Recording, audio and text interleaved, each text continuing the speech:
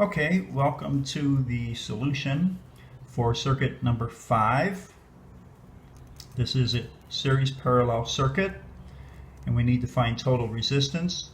We're going to solve this problem assuming first that all of the resistors are the same value and that we have to come up with an expression for total resistance in terms of R.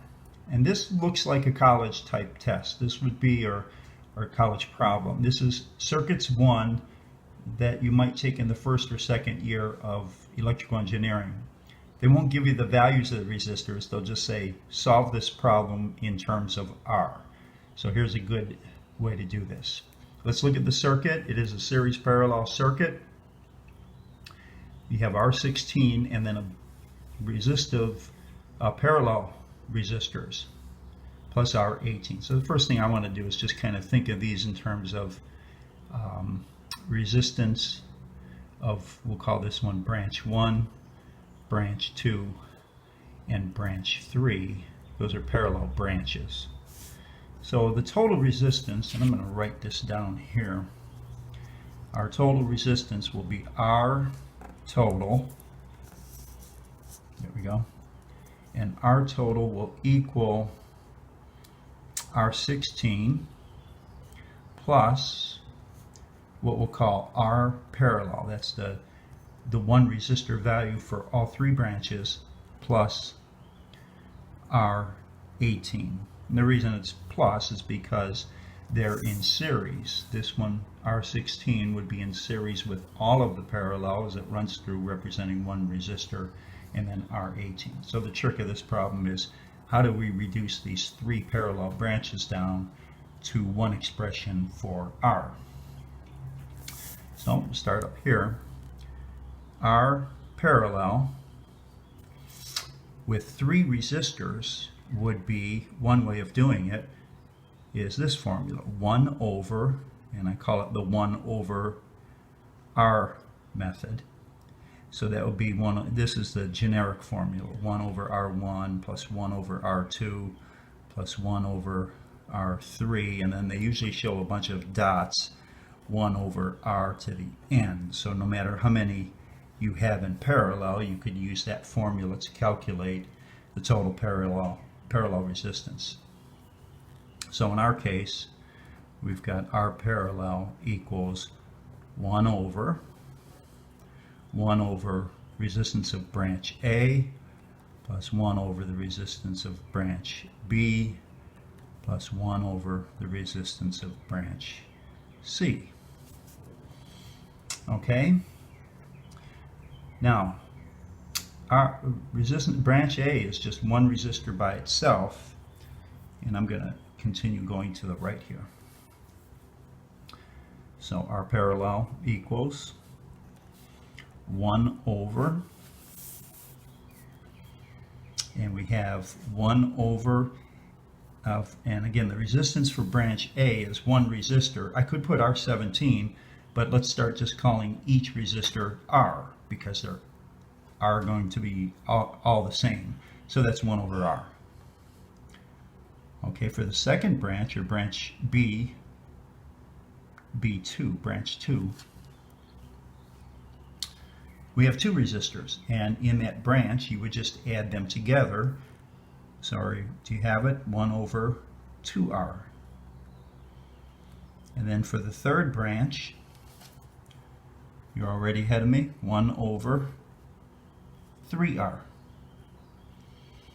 All right, now the trick is, how do you reduce this expression? It's one thing just to put the numbers in the calculator, but again, college problem would say you've got to reduce that expression down so that you can plug it in the other formula and have one expression for R. So how do you reduce this fraction down? With these uncommon numbers at the bottom, wait, 2, 3, multiply them together, and you come up with 6. So if you could express all of these in terms of 6R, then you could add them together. So continuing down here, better keep that 1 over still in the expression. So 1 over R, how do we put that in terms of 6R? So you can multiply by 6 over 6. So that would be then 6 over 6r. All right, what do we do with the next one?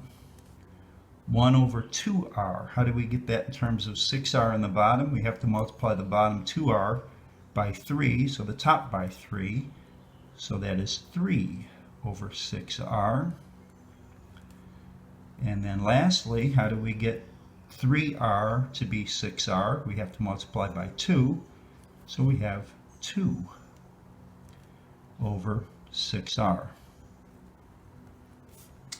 Okay, with all those 6r's in the bottom like that, we can combine them. So we continue our equal sign. Let's keep that 1 over so we don't lose that. Okay, now this time we're going to go 1 over 6r and then put the numbers inside parentheses. So how many 1 over 6r's are in a 6 over 6r? 6. Because you multiply 6 times this, you'd have 6 over 6r, which, by the way, goes back to our 1 over r. Okay, how about the second factor? That's just a 3. And then third one is just a 2. Okay, that's pretty cool because now we can add those together quite easily. And we would have 6, 3, and 2, which equals 11. That's multiplied by the 1 over 6r. So we have 1 over, that's from there. But now we've got 11 times that bottom one. So it's 1 over 11 over 6r. All right, that's still not easy to work with. How do we get the r on top? And then we would have something to work with. Well, you can always multiply by, let's say, in this case, 6r times 6r. We're multiplying that times that. When you multiply by something like that, you're actually multiplying by 1, because 6r divided by 6r is 1. But what you get to do on the bottom is cross those two off. So now your r parallel can be reduced down to 6/11 r. Okay? Beautiful. Now, getting back to our r total, we know r16, the r parallel, and the r18.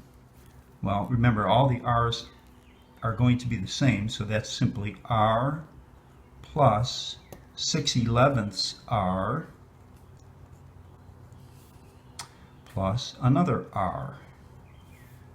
Okay, that's 6/11 says we're not home yet. What can we do with that? Well, you could do this whole problem in fractions, but now let's start talking like engineers, where eventually we want to get an answer for this problem in terms of decimal with maybe 2 significant digits. So now let's take the time to figure out what is 6/11 without going to the calculator. This is the old-fashioned way. You take 6 and you're going to divide it by 11. Okay, now first, before we do that, 6/11. Well, what would be 1/2? 1/2 would be 5½ over 11, right? Because that's half of 11.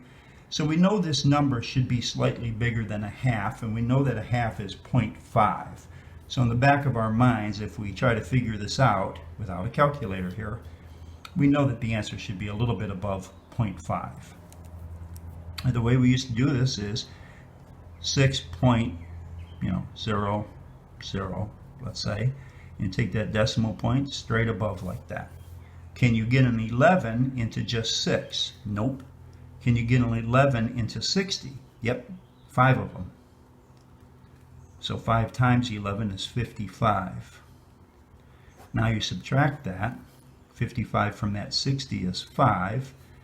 And 11 doesn't go into that, but you bring down the next 0. And how many of those fit in there? 4. So now you got 44. 4 times 11. That leaves you 6. Let's bring down another 0. This 0 comes down here. And 11 goes back into 65 times. So there's our answer. 6/11 equals 0.545. and we said it had to be a little bit higher than 0.5. So that's good. All right. Now I don't want too many sig figs. I think I'm going to stick with 0.55 because the 4 would be increased. So let's go down here. We're going to have R, which is just a 1R, and another R, so that's 2R. So 2R plus 0.54 R. And let's add that together. Our total equals 2.55. Oh, I'm sorry. You got to increase that 0.55 there. We're rounding that up. 2.55 R. I like to see a box around that answer. Total resistance calculated between test point 7.